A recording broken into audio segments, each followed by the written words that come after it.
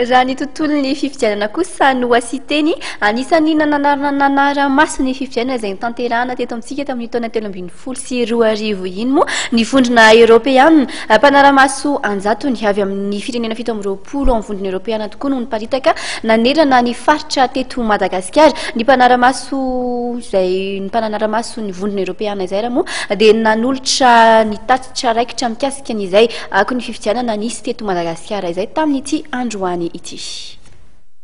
Ahitana pejy 320 ny tatitra raikitra momba ny fifidianana filoham-pirenena fihodiana voaloha nataony 5 oktobra 2014 sy ny fifidianana filoham-pirenena fihodiana faharoa sy ny solombavambahoaka izay nataony 20 desambra 2014 lasa teo.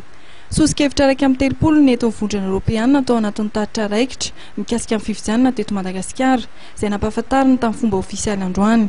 Sosokevitra izay miatefa amin'ny herivelona eto amin'ny firenena anisan'izany ny mpikarakara ny fifidianana, ny mpanao politika sy ny mpitondra ary ny mpanao gazety.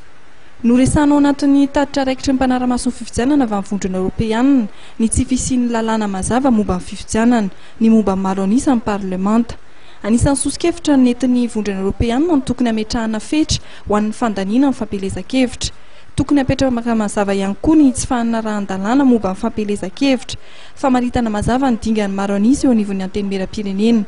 Mitaky ihany koa ny tokony hamaritana mazava ny fehim-potoana ahafahana mametraka ny fitoriana ao aorian'ny fifidianana.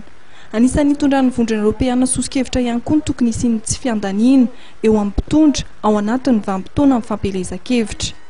Ces différentes recommandations visent notamment le cadre institutionnel et juridique, l'organisation des partis politiques, le financement des partis politiques et de la campagne électorale, l'enregistrement des électeurs et des candidatures, la campagne électorale, l'administration et les opérations électorales, la transparence et la traçabilité des résultats, l'environnement des médias, la société civile et l'observation nationale, le contentieux, également les questions relatives aux droits de l'homme et au genre.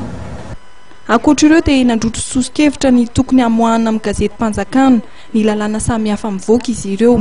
Ho an'ny antoko politika, anisan'ny sosokevitra entin'ny mpanaramaso ny vondrona Europeana ny tokony hametrahana mazava ny lalàna momba ny famatsiam-bola eto Madagasikara. Momba fifidianana, famerenana ny solombavambahoaka sy ny fifidianana ben'ny tanàna. Hatreto dia mbola tsy azo antoka ny ahatongavan'ny mpanaramaso ny fifidianana avy amin'ny vondrona Europeana. Raha ny fanazavana dia miandry ny fanasana avy amin'ny fitondrana malagasy izy ireo.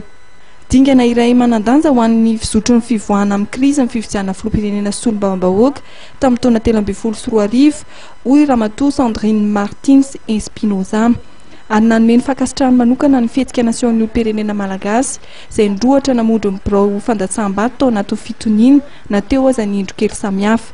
Ny iraky ny mpanaramaso ny fifidianana avy amin'ny vondrona Europeana izay andaon'ny Madagasikara amin'ny herinandro avy iny.